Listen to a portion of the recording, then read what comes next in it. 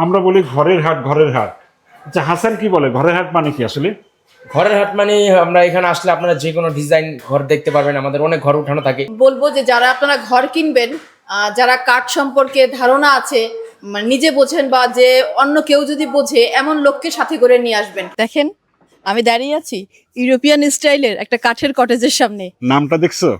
হ্যাঁ, কাঠের কাব্য, মানে কাঠের কি কাব্য। সুন্দর মিল নামের। চলো আমরা একটু ভেতরটা দেখি।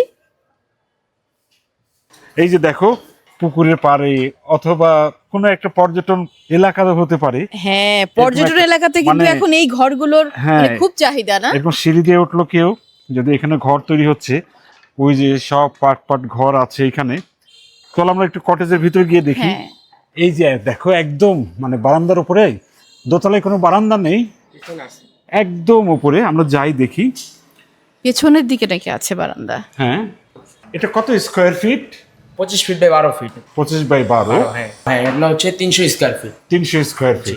আচ্ছা আমরা দেখি, এগুলি কি কাঠ এটা? এটা হচ্ছে সম্পূর্ণ মিক্স কাঠের একটি কটেজ। মানে নিচেরটা হচ্ছে ড্রয়িং রুম, এখানে হচ্ছে কিচেনের ব্যবস্থা আছে। হ্যাঁ, হ্যাঁ, ওপেন ওপেন কিচেন। কিচেন। এই যে এইখানে ওয়াশরুম। এখানে ওয়াশরুম। একটা ব্যাপার আছে সুই, কি? ওপেন যদি কিচেন, ধরো এখান থেকে ধোঁয়া উৎপাদিত হবে, এখানে যদি কিচেন হুড লাগাই দিয়ে বাতাসটা বাইরে দেওয়া হয়, তাহলে ঘরের জিনিস আর নোংরা হবে না। হ্যাঁ, এইটা হচ্ছে দোতলা চলে এসছে, দোতলা এবং জানালাগুলো দেখো খুব বড় বড়। হ্যাঁ হ্যাঁ। আর একটা বিষয়, দোতলায় কি অতটুকু হবে নাকি পুরোটা এগুলো কাঠ হবে? দোতলা এটা আনকমন, তো এটা অর্ধেক। মানে হাফ থাকবে এটা। ভিতরে এগুলো কি কাঠ ব্যবহার করেছে? ভিতরে হচ্ছে আপনার মিক্স কাঠ, খুঁটিগুলো হচ্ছে লোহা কাঠ, আর বালিশাগুলো হচ্ছে লোহা কাঠ। এইগুলো হচ্ছে লোহা কাঠ না? হ্যাঁ, এটা লোহা কাঠ। আর আর হচ্ছে এই যে উপরে যে লড়াগুলো আছে, এগুলো হচ্ছে লোহা কাঠ, আর বালিশাটা হচ্ছে লোহা কাঠ। লড়া মানে পাটাতন? পাটাতনের নিচেরটা পাটাতনের নিচে আড়া, আড়া। আড়া, যেটা আড়া হচ্ছে লোহা কাঠ। লোহা কাঠ। চলো আমরা সিঁড়িটা এখন কি দিয়ে? উপরে যাই। এটা হচ্ছে মেহগনি কাঠ। মেহগনি কাঠ। আমরা যাই দোতলায় গিয়ে দেখি। মানে এইটা হচ্ছে তোমার বেডরুম করা যাবে, সুই, ঠিক না?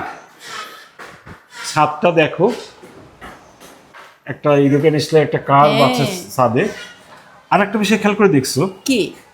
মানে এখানে কিন্তু টিনের ব্যবহার আছে। হ্যাঁ, এটা ইউরোপিয়ানের পাশাপাশি মানে local, আমাদের- মানে আমাদের বিক্রমপুরের। হ্যাঁ হ্যাঁ হ্যাঁ, ইউরোপিয়ান স্টাইল, আর পাশ দিয়ে সাইড দিয়ে বেড়াগুলো দিচ্ছি দেশি ট্রেডিশনাল। আপনাদের এই হাটের নাম কি? হাওলাদার এন্টারপ্রাইজ, আর ওই পেজের নাম হচ্ছে ঐতিহ্যবাহী কাঠের ঘর। হাওলাদার এন্টারপ্রাইজ। এটা হচ্ছে আপনার নাম? মোহাম্মদ হাসান হাওলাদার। মোহাম্মদ হাসান হাওলাদার। এটা বারান্দা না? যে এটা হিডেন একটা বারান্দা, ছোট করে। এইটা হচ্ছে সেই বারান্দা। ছোট্ট, ছোট্ট একটা বারান্দা। হ্যাঁ, ভীষণ সুন্দর। আহা, হাসান, আমাকে একটা জিনিস বলেন তো, এইটুক কেন ফাঁকা রেখেছেন এখানে? একটু ফাঁকা রাখছি বলতে, এটা হচ্ছে আপনার উপর আমরা একটা সিঙ্গেল, মানে এটা নতুন একটা ডিজাইন বের করছি। যেহেতু এটা আমরা যেরকম সাজেকে আমরা গেছিলাম, তখন দেখলাম যেটা নতুন একটা ডিজাইন, যেটাতে আমরা একটা বেডরুম, মানে একটা সিঙ্গেল ফ্যামিলির জন্য একটা বেডরুম, সেজন্য সিঙ্গেল আসলে করা। ফ্যামিলি বাচ্চা কাচ্চা নিয়ে হ্যাঁ, থাকতে বাচ্চা পারবে না? কাচ্চা, হ্যাঁ। ঘুরতে গেলে মূলত এগুলো কটেজের জন্য না? কটেজের জন্য, হ্যাঁ। উপর থেকে- বাংলো বাড়ি কিংবা রিসর্ট। উপর থেকে সুন্দর দেখা যায়।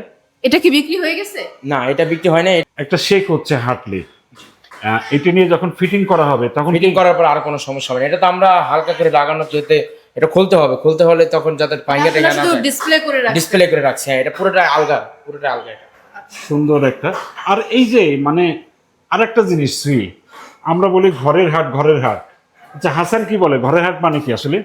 ঘরের হাট মানে আমরা এখানে আসলে আপনারা যে কোনো ডিজাইন ঘর দেখতে পারবেন, আমাদের অনেক ঘর উঠানো থাকে। এখন আপাতত হয়তো বা স্টকে নাই, কারণ ঈদের বাজার গেছে, ঈদেতে সব বিক্রি হয়ে গেছে। বিক্রি হয়ে গেছে। হ্যাঁ, আমাদের এখানে আসলে অনেক ঘর উঠানো থাকে, যে কোনো ডিজাইন, যে কোনো সাইজ, আবার আপনারা কাস্টমাইজ করে নিতে পারবেন।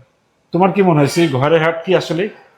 ঘরের হাট মানে এখানে আসলে অনেক ঘর দেখা যায়। আমরা হাট বলতে বুঝি যে অনেক বিক্রেতা আছে। হ্যাঁ হ্যাঁ, অনেক বিক্রেতা আসলে আছে। মানে বিক্রমপুর অঞ্চলে বিক্রেতা। যেটা দেখলাম, যে একজন মালিক বড় একটা জায়গা নিয়ে সে একটা ব্যবসা প্রতিষ্ঠান করেছে, ওইটাকে বলা হচ্ছে ঘরের হাট। হ্যাঁ। এটা হচ্ছে, শব্দটা হচ্ছে ঐতিহ্যবাহী একটা শব্দ। আসলে কাঠের রং করে রেখেছেন কেন? এইটা তো আপনার সৌন্দর্যের জন্য আসলে রংটা করা, আমরা সিলেক্ট কারণ করছি এই আর রংটা। একটা ব্যাপার আছে, আমি বলি, এটা তো আসলে ফিটিং করার পরে রংটা করতে হয়, ঠিক না?